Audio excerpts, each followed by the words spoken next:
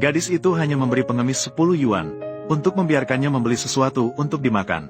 Tapi detik berikutnya, pengemis itu mengeluarkan selembar cek yang bernilai 10 kali lipat. Dia memberitahu gadis itu, bahwa dia tidak ingin menerima belas kasihan orang lain. Dia bertanya apakah dia mau menikah dengan orang kaya. Gadis itu melihat situasi itu, dan mengira pengemis ini sedang menipu. Pengemis itu baru saja ingin membela diri, ketika gadis itu menerima telepon dari ibunya. Ibu ditelepon memperingatkan dengan suara keras, bahwa jika dia tidak membawa pulang pacar tahun ini, maka jangan menganggapnya sebagai ibunya. Gadis itu menutup telepon, dan memandang pengemis di depannya. Dia terlihat cukup tampan. Tiba-tiba, dia mendapat ide. Dia ingin membawanya pulang, untuk berperan sebagai pacar sementara. Pengemis itu memang sudah mengagumi gadis itu, dan tentu saja setuju dengan senang hati. Namun, gadis itu ingin membuat ibunya tenang. Jadi setelah pengemis bertemu ibunya, dia berbohong bahwa dia adalah bos besar perusahaan. Dengan penghasilan tahunan di atas beberapa juta, pengemis itu dengan berat hati setuju, karena pendapatan tahunan mencapai jutaan. Itu benar-benar menghina dia. Setelah gadis itu pergi, pengemis itu segera menelepon asistennya. Bayar sekretaris, siapkan saya mahar sebesar 50 juta, untuk ibu mertua saya di masa depan. Ternyata pengemis yang tampak menyedihkan ini, sebenarnya adalah orang terkaya di dunia dengan kekayaan triliunan. Hanya karena dia telah berjuang keras untuk karirnya selama bertahun-tahun. Dia tidak pernah bertemu dengan wanita yang tulus, dikelilingi oleh orang-orang yang menginginkan uang. Orang tuanya melihat semua ini. Mereka merasa cemas di dalam hati. Lalu mereka memberinya ide yang brilian, agar dia bisa melepaskan semua aura itu, menyamar sebagai pengemis untuk mencari istri. Di dalam hati wanita tua itu, yang tidak akan memandang rendah pada status pengemis, gadis yang tidak memandang status atau kekayaan, adalah pasangan yang benar-benar layak dicintai.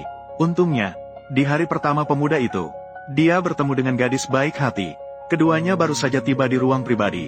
Ibu gadis itu melihat pemuda itu yang tampan dan berwibawa.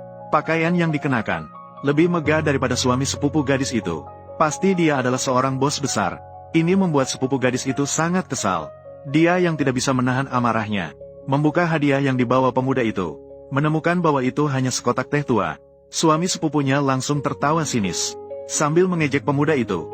Barang ini saja berani dikeluarkan. Sepupu gadis itu juga semakin berani, mengatakan bahwa pada tahun itu, suami sepupunya pertama kali berkunjung. Namun dia sangat dermawan, langsung memberikan sebuah gelang emas besar senilai 150.000. Mendengar hal itu, teman-teman dan keluarga pun menyatakan, gelang emas ini sangat mencolok. Suami sepupunya memang memiliki rasa hormat yang tinggi. Gadis itu melihat tidak bisa mundur, hanya bisa dengan terpaksa mengatakan, apa hebatnya sebuah gelang emas? Dia langsung mengatakan bahwa pemuda itu juga sudah menyiapkan banyak perhiasan emas yang berharga.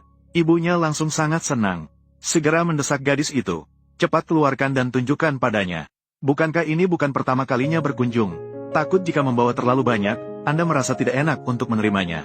1711. Sepupu perempuan langsung melihat bahwa dia tidak siap, mengejek gadis agar tidak berpura-pura kaya. Suami sepupu bahkan lebih angkuh menyatakan, tidak semua orang seperti dia, yang bisa masuk ke grup GU untuk menjadi manajer. Namun pemuda itu berpikir, dia memiliki ingatan tentang semua eksekutif senior di grup. Suami sepupuku pasti adalah seorang karyawan kecil yang belum melewati masa percobaan. Saat ini, sepupu perempuan juga tidak mau menyerah, mengejek usaha gadis itu selama bertahun-tahun, bahkan tidak bisa mencapai ambang pintu grup GU. Suami sepupu bahkan lebih angkuh mengancam, selama dia ada GU Mintiang, maka gadis itu jangan berharap untuk diterima. Mendengar kata-kata ini, pemuda itu akhirnya marah. Huang Lei, kan, hargai posisi Anda sebagai eksekutif di grup GU.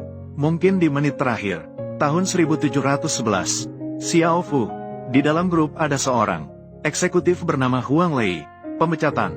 Suami sepupu saat ini belum menyadari keseriusan situasi, mengejek pemuda yang berakting seolah-olah itu nyata, sudah bisa mendapatkan penghargaan Oscar. Tak disangka, detik berikutnya, dia menerima telepon dari kantor pusat grup. Huang Lei, mulai hari ini, kamu dipecat dari grup GU, tidak akan dipekerjakan lagi. Apa?